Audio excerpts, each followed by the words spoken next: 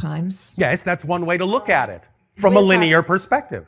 But that our soul, Yes. if I understood you correctly, it seems that what you said was that it's our soul that creates our high mind, whereas that belief is that the high mind is always there, uncreated. Depends upon what you call the higher mind. I'm calling something the higher mind specifically as the non-physical portion of the person that you are. Of course you have higher and higher and higher forms of consciousness as well, but I'm not referring to those. I was being specific to the guide as it is leading the physical mind in its specific incarnational experience. So this is all just semantics in many ways. And again, remember, even what we're talking about is just euphemisms and semantics. It's all permission slips. Whether you want to see it linearly, whether you want to say this is this higher mind, or that's that higher portion of my being, or this is what's eternal, or that's what's eternal, you're just calling out different aspects of one thing anyway. So it doesn't really matter how you wish to look at it. Look at it from whatever perspective works for you. Okay. That's the real bottom line, the real point of all of this. If what we are saying works for you, use it. If it doesn't, don't. You will attract yourself to whatever permission slip is geared to your imagination, geared to your frequency. Yes? Yes. So, again, Yes. trying to clarify the concept of linear versus nonlinear existence. Yes. Where does causality come in? What about karma? If everything exists now, then where is the opportunity to... The opportunity for what you call karma is in the connections that you make in any life that you believe need to be made to create an experience of balancing. But one thing doesn't come before the other. One doesn't cause the other. You can arrange these things in any way you want to create any kind of sensation of causality, any kind of sensation of karma or balance. It's all just an experience of arrangement. It's just an orchestration. It's just an idea. It's just an experience. Look at it as a film strip, because you have that technology on your planet. There are different frames on a strip of film, yes? Right. Well, you play them in a certain order to create a sense of continuity, to create an experience of going from the past to the future, through the present. But really, if you're the projectionist, you can look at any frame in any order you want. You could rearrange that movie. You could edit it in any order you want. You could make a whole different story out of it by rearranging those frames. It's all, in that sense, arbitrary, but it's all relevant for whatever story you need to live, whatever experience you need to have.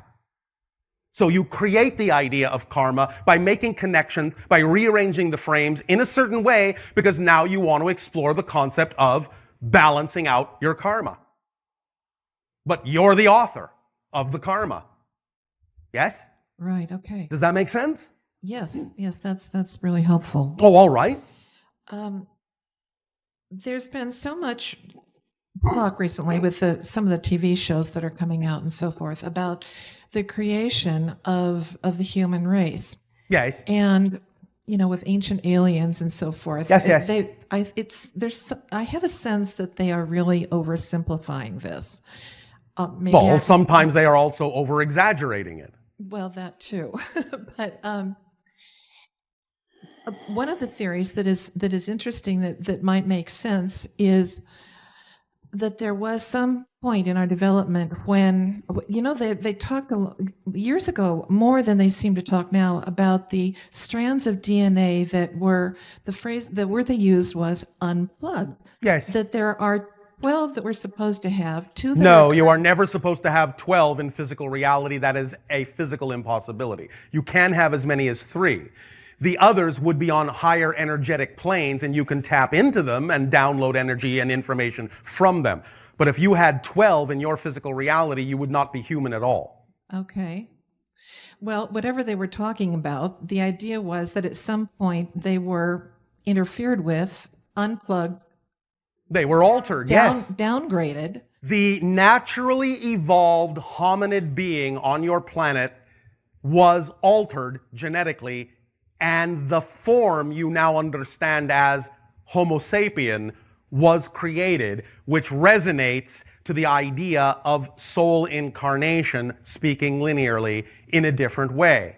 But the original hominid form also evolved because not every single member of the original naturally evolving hominid species was altered. So you have evolved in parallel to the original form on your planet. The original form that was not altered evolved into what you call Sasquatch. Yeah, you mentioned that Yes. last night. So the idea is that your original form still exists on the planet and has evolved to a point where it can actually come and go interdimensionally, which is why it's difficult to find. It can literally walk through gateways, walk through doorways to other dimensions, slip in and out of your reality as a natural, instinctive thing. But part of your society was developed in that way with the addition of other forms of genetic material to create what you now recognize yourselves to be as humans. So you are all, in that sense, somewhat hybridized already.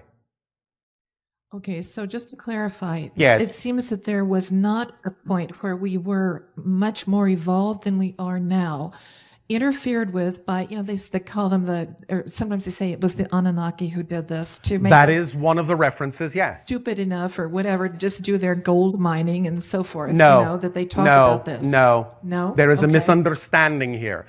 Information was withheld, but the potentiality is always there. The switch sometimes was suppressed, but it had to be there to allow you to function. So it's just a matter of the idea of some of them didn't necessarily want your switch to turn on, but those that saw that this was out of integrity took them away and allowed you to evolve to the point where you got to the place you could turn your switches on. Yes? Okay. And how does that connect to the extra strand of DNA you mentioned a moment ago? As you evolve more and more and allow yourself to raise your frequency, your body will contain more and more silicon from generation to generation until such time as that introduction of that element to that degree will cause the DNA strands to restructure themselves around a trinary framework, thus making you better receivers for higher frequency energies, better antennae. Okay, great. If you say so. All right. One last question. Yes. I don't know why I have a feeling you might not want to answer this, but I've wanted to know for a long time. I thought It is I'd not ask. about whether we want to or not. It is about whether we are given the information because it may or may not be appropriate for your process at this time. Whatever is not appropriate for us to say, we will not have access to. Okay, well, that's what I meant more or less. Oh, all right. What about the reports that have been surfacing quite a lot in the last couple of years from people who seem quite sane about really weird... That's a relative term on your planet. I know. But really weird and frightening and really terrible noises and voices. Sometimes it's voices, sometimes it's just awful noises. Yes. Emanating from apparently within the earth. Yes. What is going on? As you are shifting your frequencies, Earth is shifting with you, and the alignment of it to different parallel realities will sometimes be slightly out of phase, resulting in certain kinds of harmonic or disharmonic noises to occur in the electromagnetic field of your Earth. You're actually hearing the shifting going on from parallel reality to parallel reality. You understand? Some of them must be pretty bad. Of course, but the idea is that it's always a reflection of whatever it is the individual perceiving those experiences is focusing on at the moment, and is also just an opportunity to reveal what vibrations are not compatible with the shift, to bring them to your attention so you can integrate them. It's not that those realities are bad, it's that the shift to a higher frequency will always draw forth from you those things that are not compatible with that shift so you can deal with them and integrate them. That's why we don't have open contact with you now. Our vibration, operating on the frequency that it does, would overwhelm your vibration and pull to the surface the things you've pressed down that you don't want to look at. It would force you to integrate them and bring psychotic shock along with it. So we take our time and allow you to discover those things in bits and pieces at a rate you're comfortable integrating them. But anytime you act on your excitement, one of the things that excitement does as a complete toolkit is bring to your attention, bring to the surface things that are not compatible with the vibration of your excitement so that you can transform them and create more excitement. So that's just another way of reflecting that. Okay. You understand? Yeah. Does that help you? Yes, yes. Thank you. Thank you. I'm holding you to your word. Yeah. Andrew, good day. It's an honor to be here. Thank you. It is an honor for us as well to interact with any and all of you. My question has to do with consciousness and all the way. My understanding of expressions in our three-dimensional reality is that Your fourth dimensional reality. Different than fourth density. You have a fourth dimensional reality, 3 of space, 1 of time. Yes. Thank you. My understanding is that all expressions are a form of consciousness. There is nothing but consciousness. Everything is made out of consciousness. And is it all, are we, in my own expression, Yes. I'm here by choice. Of course. And therefore, is there choice behind all expressions? Like, say, Sometimes it may be unconscious choice, but yes. a molecule of water is there by choice as well as... That's a different kind of level of choice. Yes, it is there by choice, but not necessarily as an individual water molecule. It doesn't possess the idea of individuality in the way you do. It doesn't experience it in the way you do. It is still there by choice, but it might be the choice of a greater being of which that water molecule is a part. And then also, there are expressions that are there because of our group. Yes. There are group agreements and agreements. individual agreements within the group. And there are groups within groups. The last time I spoke with you about a time when I was in a coma. Yes. And you informed me of, you had said to me that it was shown to me in no uncertain terms of my true value as a being. Yes. And that I had made the choice to come back. Yes. Along with that, I'm here with a really close friend of mine. Oh, all right. And although I don't have a conscious memory Yes. of knowing her from other lives or other parallel lives. Yes. Well, I you didn't. You may be connecting to other lives that are going on simultaneously that are connected to each of you in that way, but you as a personality didn't experience that life. That's another person. Right. Make sense? And a parallel life. Yes. Yes.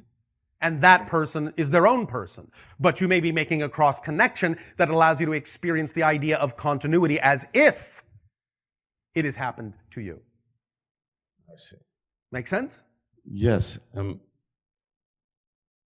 you tell me how many times we have chosen to do that? How many other parallel lives you are Yes. cross-connecting to right now from this one? Yes. Now, you do understand that before we answer you, that number can change from life to life, yes? Yes. Because you make the connections you need to make in each life. And you may make 5 connections in one life, and you may make 25 in another, and you may make 250 in another. You understand? Right now, as we perceive your vibration, you and this other person you are referring to cross-connect and overlap in any way that's relevant and important about 37 times. Wow. And along with the choice in that, Yes. on a soul or spirit level, Yes. why is it that we choose to do that so many times? It's just Because you work so well together. You know how to reflect to each other. You're part of a soul family. Your familiarity helps you. Yeah, and also what I believe is that it's just for the sake of whatever experience we create in the moment. Yes. Remember, all relationships of any type are fundamentally for the primary purpose of reflecting to everyone in the relationship what they need to know about themselves to become more aware of who they really are.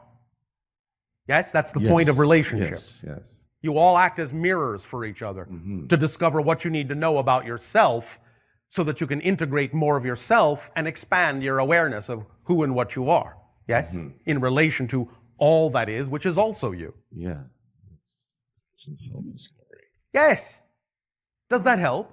Very much so. Thank you. Yes. One other Yes. question about the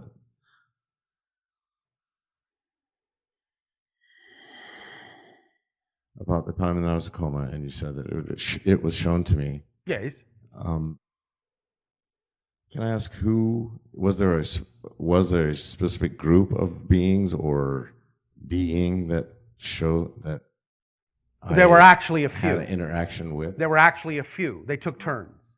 And who were That they? information is not available through this terminal. Thank you.